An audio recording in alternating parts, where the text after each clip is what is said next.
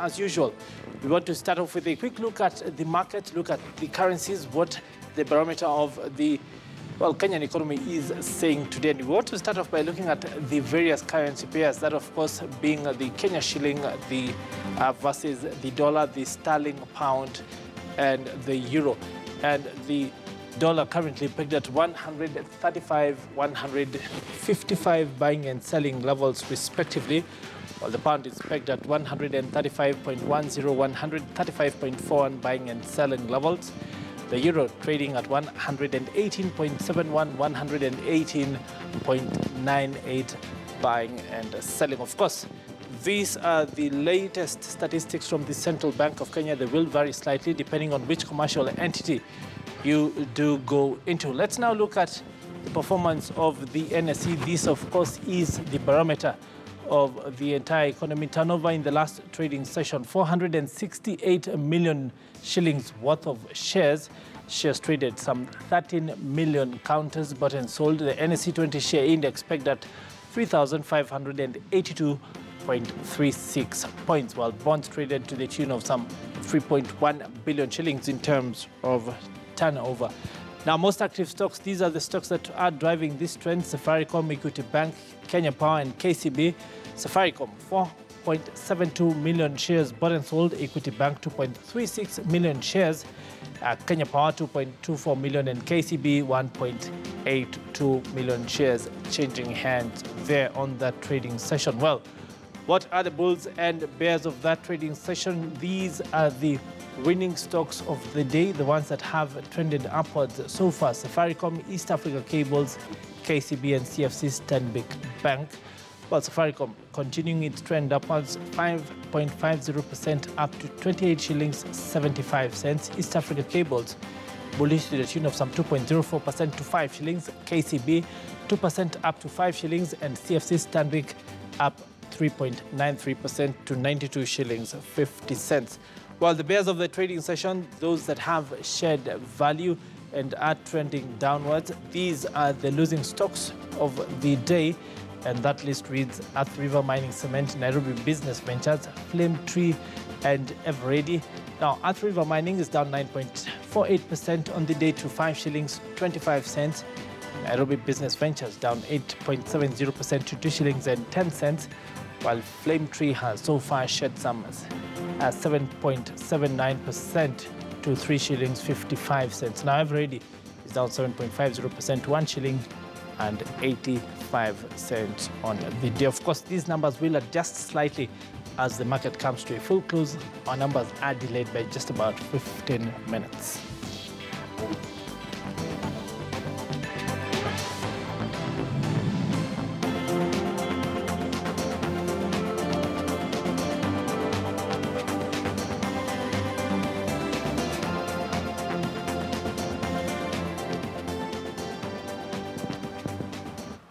Well, that has been a look at what exactly the bourse is saying to us. Now, these are the stories that have been making headlines. Now, ASME, or ASME, the world's largest organization for mechanical engineers, just named 3 social entrepreneurs based in Kenya as the regional grand winners of the prestigious 2018 ASME Innovation Showcase, the first global competition to recognize and reward hardware designs with a social purpose.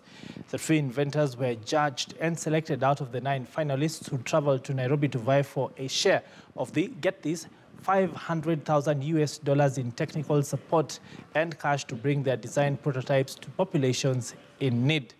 The regional grand prize winners include Ishmael Hezekiah, whose company Bentos Fuels has developed an innovative recycling process using harvested water hyacinth, an invasive plant species, and mixing it with paper, sludge, and charred waste biomass to produce smokeless charcoal that are efficient, affordable, and environmentally friendly. Now, they also include Samuel Castro, whose biogas milk chiller enables off-grid dairy farmers to store, deliver, and sell the highest possible quality of milk, and Smart Brooder by George Shege, which is an environmental controller that assists farmers by ensuring that conditions within their chicken brooding spaces are kept within optimal levels.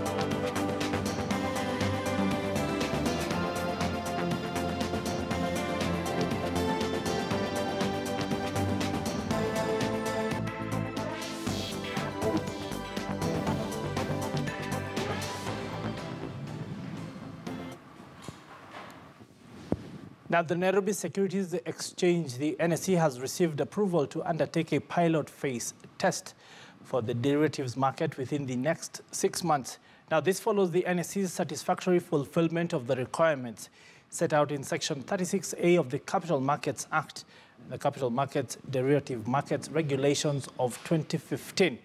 The approval will enable the exchange commence a pilot test phase of the market, which will be restricted to select market participants and a select product category that it will focus on. These are expected to be equity indices and selected single stock derivatives. The overarching aim of the pilot phase is to test the functionality and process of the end-to-end transactions in a live environment. In line with its mandate to maintain efficient and smooth functioning financial markets, the Central Bank of Kenya has granted a provisional approval to Stanbic Bank of Kenya and the Cooperative Bank of Kenya to participate as clearing and settlement members during the pilot test phase.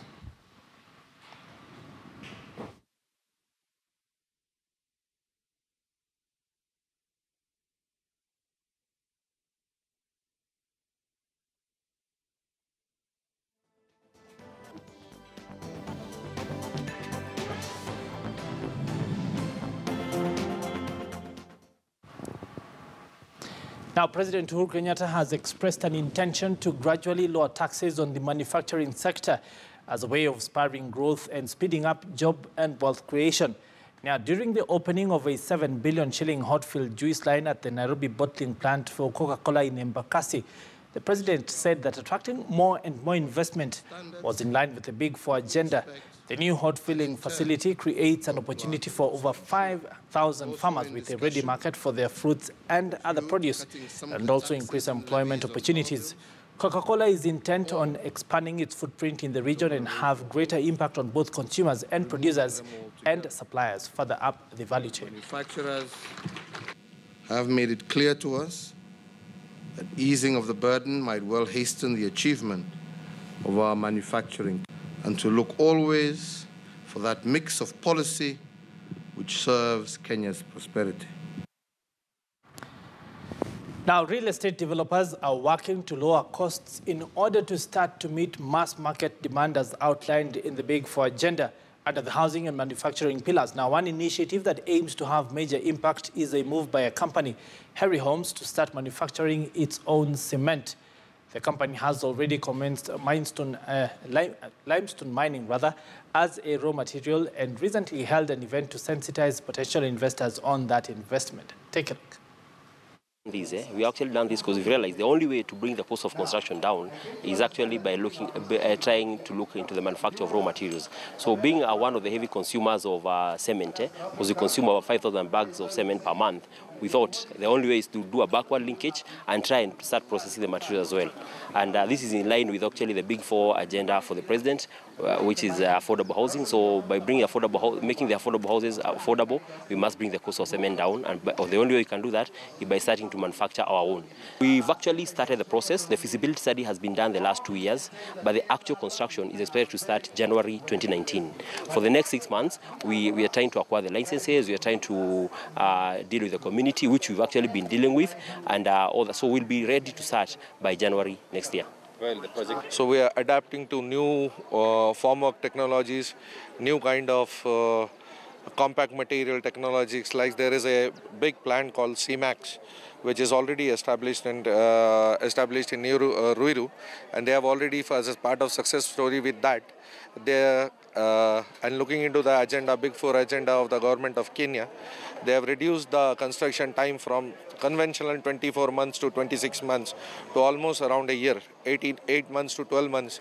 You are able to deliver around 850 houses. So that will actually integrate with the President's visionary program, and that is how technological partners like us who are partnering into that will help the country grow, create employment. Now to matters agriculture, where Kenyans have been warned that they are at risk of being affected by deadly aflatoxin due to its availability and proximity in Kenyan soils, and that all grains need to be tested before milling or even consumption. Now, this came up during an aflatoxin symposium organized by the Sorela scientific organization that brought together players from the Kenya grain sector. Take a look. Aflatoxin is a poison that contaminates a wide range of food crops as they grow and persist after harvest, finding its way into humans through the food we eat, including animal products from livestock that have eaten aflatoxin-contaminated feeds. The conversation on aflatoxins is a very important conversation because we know that if we don't talk about this, people are likely to die, because aflatoxins are likely causes of cancer, and we must come together, talk about them, and find solutions on how to prevent them. Aflatoxin causes liver cancer, compromises immunity, stunts growth in children, and kills chickens through contaminated feeds. Government has got a duty to manage the levels of aflatoxin by themselves testing, because most of the grain get aflatoxin at a farm level.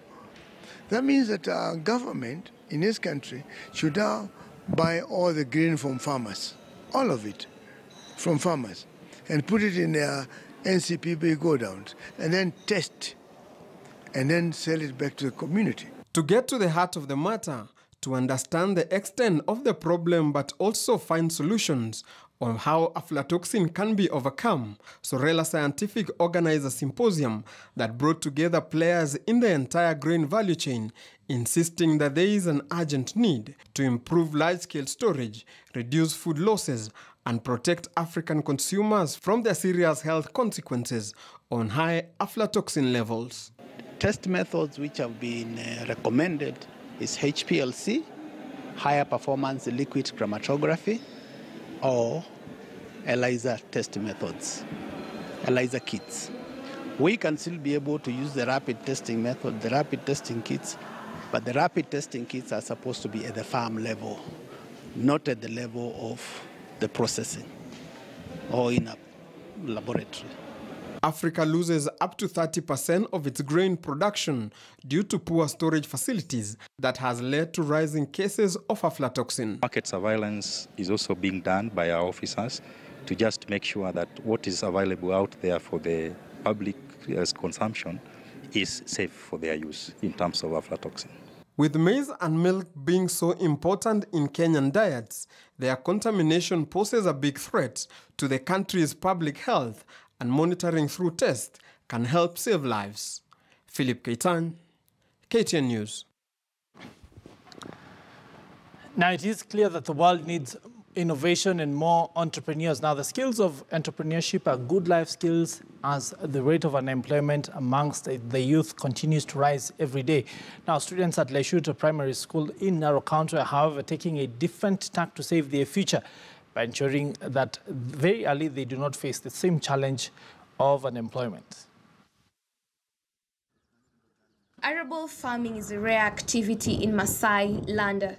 Many a times, counties such as Narok are known to specialize more on pastoralism. Students of Simba Boarding Primary School are backing this trend and charting new direction. In this institution, they have a shamba where they plant beans, sukuma wiki and cabbages, which they sell around their community. Mary, a community member who resides within the community, is a frequent visitor in this institution. Mimi ni muuzaji wa mboga. Sasa mimi nakuja kununua mboga hapa, hii watoto wanapanda. Sasa ndio tunakuja kununua. Marco Kiaki, who is a 15 years old, dreams of having arable farming adapted in their region.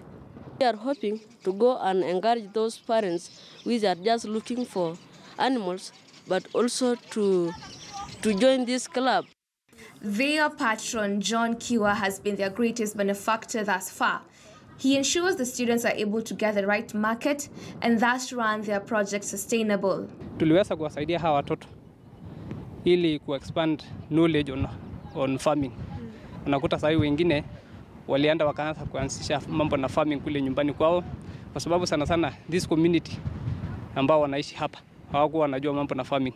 The project is not only transforming the lives of the pupils, but also the community at large. In Aldekesei community, the story is similar. At 3:10 p.m. when classes are done, you will find students out in their field exploring their talents. Most of the time, the games they play include football, basketball, and even rugby. The script is, however, different for 40 students at Aldekesei Boarding Primary School. Games time also means that it is time to check on their poultry project. Rearing chicken is not a very common occupation here in the heart of Masai land. According to Lea Kirimo, who is a class 7 student, the project that started last year has far transformed her life in ways she never imagined. Mimi nataka nikuwe na kuku wengi, sasa nipate mayai mingi, niwe ninauzia watu. Many of the students have now been able to start a similar project back at home and even gone to an extent of encouraging their parents to adopt the same, thus diversifying incomes and changing livelihoods. Jonathan Ingu allowed us to walk to his parents' home to have a look at what he does. To be part of this entrepreneurship club, each student volunteers to contribute 50 shillings per month. This is in return enables them to invest and sustain their project. At the same time, commitment is of essence because the work here is not easy, as the club patron confirms. Apart from depending on livestock keeping at home, in future, once they learn such kind of skills and knowledge, maybe they will have an alternative way of earning their livelihood. With the skyrocketing rate of unemployment amongst the youths in Kenya, several schools in Narok West are embracing various farming methods to equip pupils with the much-needed skills and, in the long run, change the entrepreneurship mindset in the Ma community. Julie Owino, KTN News.